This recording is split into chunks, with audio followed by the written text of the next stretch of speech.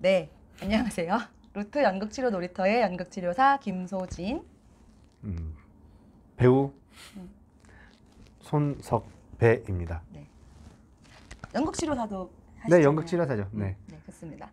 지난 시간에 우리가 그러면 역할을 다양하게 소화할 수 있는 배우가 건강한 것이냐라는 네. 이야기를 했었어요. 그래서 오늘 그 이야기를 좀 이어가 보려고 합니다. 선생님 어떻게 생각하세요? 절대적이라고는 할 수 없지만 좀 다양한 역할을 스펙트럼이 넓은 배우들 보면 좀 여유로우신 것 같아요. 심리적으로도 또 좀 여유로우신 것 같아요. 근데 메소드 연기? 뭐 이렇게 이야기하는 부분들 있잖아요. 그 사람이 되어서 그 사람의 삶을 사는 연기를 하는 분들도 분명 있고 근데 그거는 사실은 자기 속에 그 이제 삶을 살았었던 경험이 있는 거야. 그러니까 메소드 연기를 할 때 그 과거에 있었던 어떤 기억이나 감각을 세워서 이제 더 집중적으로 잘할 수 있는 거죠. 근데 또 누군가는 철저하게 계산된 역할을 잘 하시는 분들이 계세요. 이건 사실은 그 감정 상태를 멋지게 좀 더 세련되게 잘 포장되어 있는 부분이죠.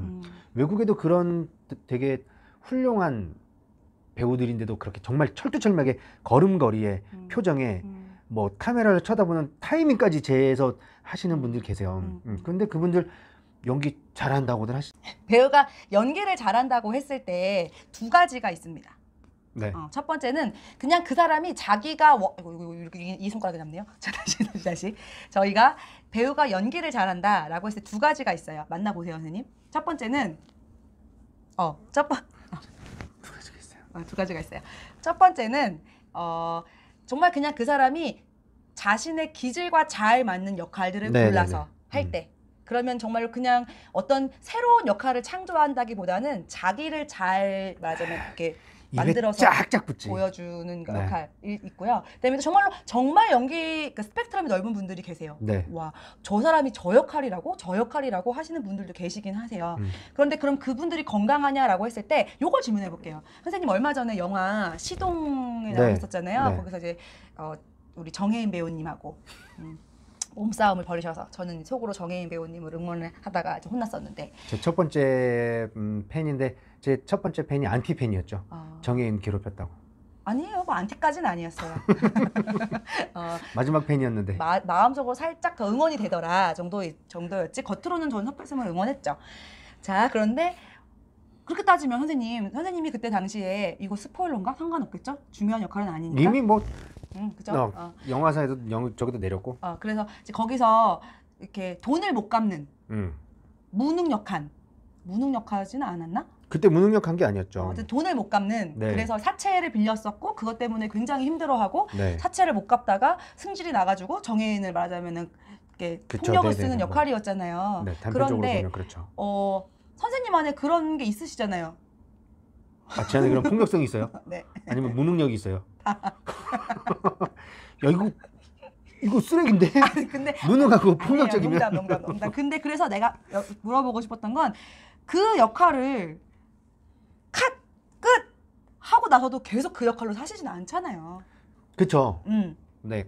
컷하고 뭐 바로 돌아오지는 못했지만 막 분노가 막 삭혀지는 시간까지는 아니 그러니까 뭐 그거 말고 이렇게 지나고 나서도 그렇진 않죠. 그러니까 이 얘기를 하는 이유는 그 역할을 진짜 내 안에 내면화하진 않았다는 거예요. 그죠? 그러니까 그 당시에 촬영할 당시에는 충분히 그 역할을 잘 입었었지만 그것이 그러니까 왜 그 사람이 그 역할을 할 수 있는데 그 이후에 그렇게 못 살아라고 한다는 거. 그러니까 말할 수 없는 이유는 그게 진짜 내 역할이 된 건 아니라는 건 거죠.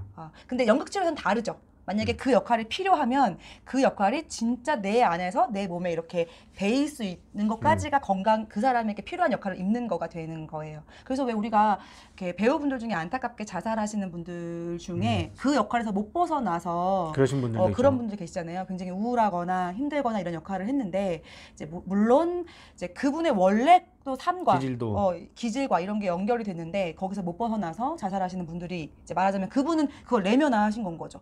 완전히 그 속에 들어가신 건 거죠. 근데 우리가 이제 역할이라고 했을 때 그 역할로만 살 수는 없어요. 그러니까 내가 필요에 따라서 그 역할을 꺼낼 수 있어. 그러니까 필요한 장면에 필요한 역할을 꺼낼 수 있는 사람이 건강한 사람인 거죠. 잘 꺼내야지. 과하지도 못하지도 않게. 그렇죠. 근데 배우가 배우는 사실 주어진 역할을 하는 거라서 그 배우가 일상생활에서 필요에 맞게 필요한 역할을 꺼낼 수 있느냐. 그러니까 이건 좀 다른 문제다. 다르죠. 라고 할 수 있는 것 같아요. 그러니까 참아야 되는 환경에서 내가 잘 참는 역할을 할 수 있는가.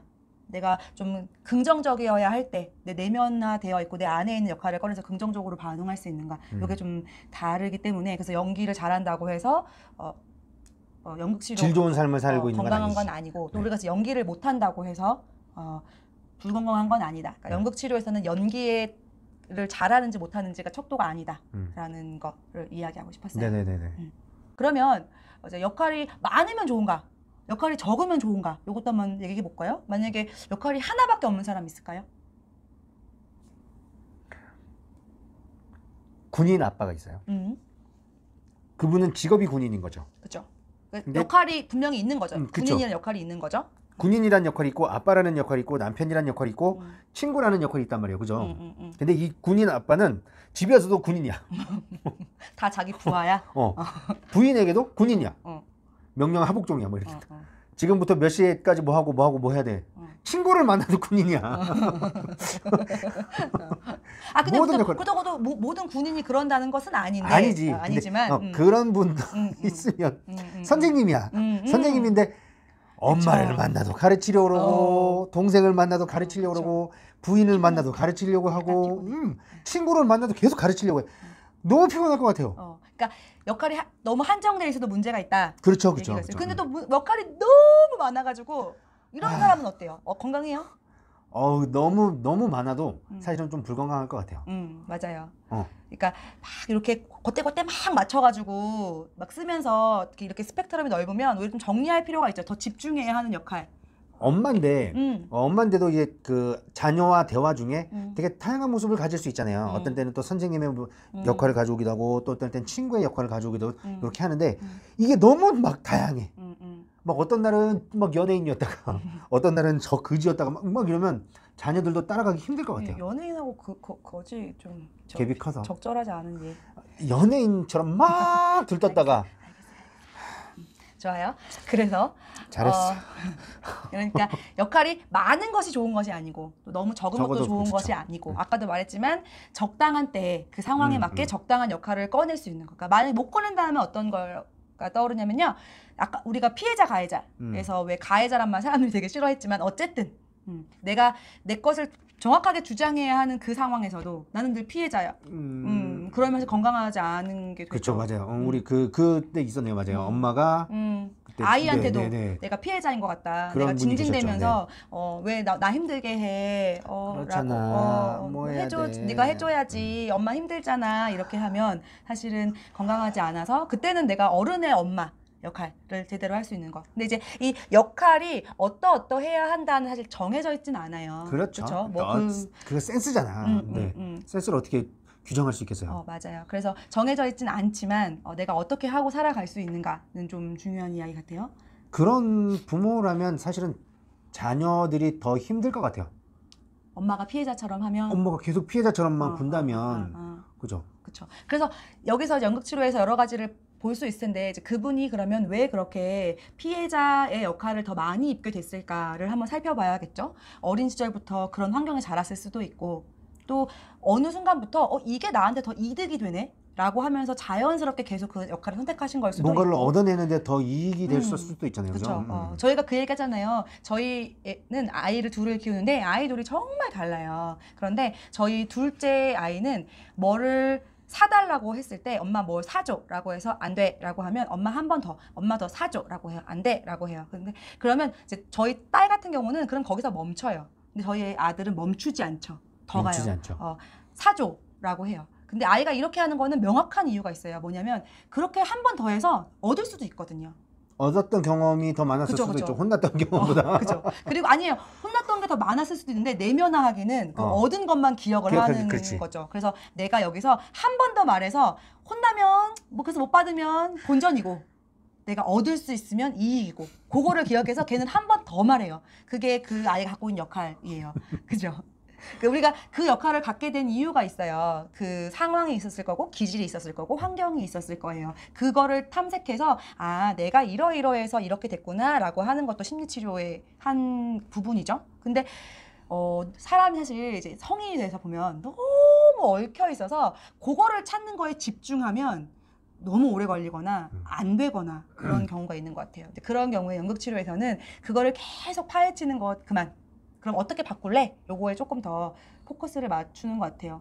사실 심리치료를 오래 하면 좋지만 외국에서는 막 3년, 막 5년 막 이렇게 하잖아요. 근데 한국에서는 사실 현실상, 실정상 사람들이 그렇게 막 오랫동안 심리치료에 돈이나 시간을 투자하는 것을 꺼려하기 때문에 그거를 파다 보면 어느 순간 이제 결론 없이 끝나는 경우가 생기죠. 그러니까 이제 그거는 우선은 잘 모르겠어.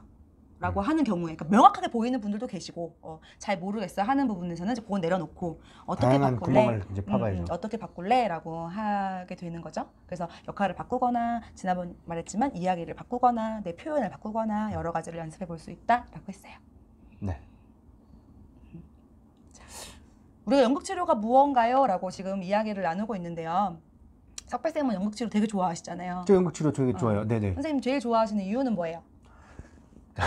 저는 수다 떠는 거 좋아해서 좋아하고요. 사람들한테 연기 보여주는 것도 좋아하고. 사람들한테 연기 보여주는 것도 좋아하고 그리고 저는 한때 그 지하철을 타고 돌아다니면서 어떤 역할을 맡기 위해서 지하철 타고 다니면서 막 며칠씩 이렇게 사람들을 관찰했었던 경우가 있었어요. 근데 지금 연극 치료를 하면서 만나는 그분들은 사실은 되게 내면에 있는 이야기를 꺼내 주시잖아요. 그걸 너무 비열하지만 가끔 소스로 써먹을 때도 너무 좋아요. 이건 편집. 사람들의 진솔한 이야기를 그냥 듣고 그 이야기에 어떨 땐 감동받기도 하고 또 그분들을 위로해주고 싶은 마음도 들고 또 위로했을 때 그분들이 딱 위로받았다 싶은 생각이 들 때 되게 좋아요. 네, 그래서 정리해보면 연기를 잘하는 것이, 다양한 역할을 연기할 수 있는 것이 꼭 건강함은 아닙니다. 하지만 너무 끄덕거린다. 그러나 이것이 또 중요한 지표가 되기 때문에 연극 치료 안에서는 역할을 어떻게 연기할 수 있는가를 본다고 오늘 정리를 해볼 수 있겠네요. 다음 시간에는 무슨 얘기를 한번 해볼까요?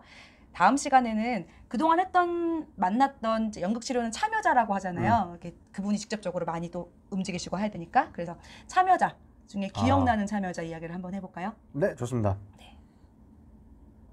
예고. 자, 여러분. 다음엔 참여자분들의 이야기가 기다려집니다. 아무도 안 기다리실 것 같은데.